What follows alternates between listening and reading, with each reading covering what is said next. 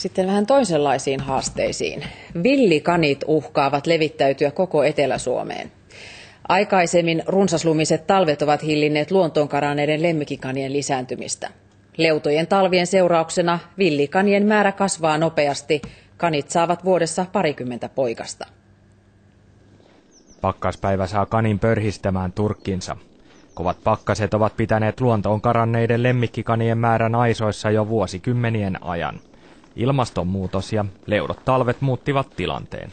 Niitä on nyt noin 7000 yksilöä täällä Helsingissä, mutta että jos ilmastonmuutos jatkuu tätä myötä, niin kyllä ne voivat helposti tuonne Oulun korkeudelle nousta tämän vuosisadan loppuun mennessä, ainakin taajamissa.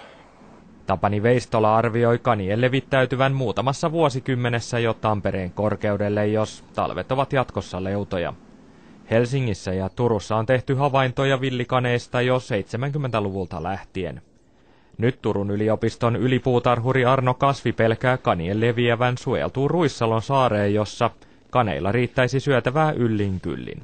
Tämä on näin vihreätä, vaikka on 15 astetta pakkasta.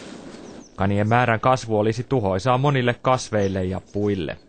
Tämä haitta on moninkertainen verrattuna rusakoihin. Metsäjänis nyt on niin paljon arkaa, että se ei kaupunkiympäristössä ylempössä viihdy, että kesykani tai villiintynyt kani, se on niin paljon urbaani elukkaa, että se käy kovasti tämän kaupunkivihreän kimppuun. Villikanit sopeutuvat vuosi vuodelta yhä paremmin maamme talviin, mikä auttaa niitä levittäytymään entistä laajemmalle. Nopeita ne ovat lisääntymään, voivat 20-30 poikasta vuodessa tehdä. Kanien luontaiset viholliset, kuten huuhkajat, eivät riitä pitämään kaupunkien kanikantoja aisoissa. Viime vuosina on huomattu, että kaniinit ovat alkaneet katsella ylöspäin, eli tietävät, että ilmastakin vaara uhkaa. Ylipuutarhuri ei kaneille armoa antaisi. No kyllä ne pitäisi todellakin pistää pataan.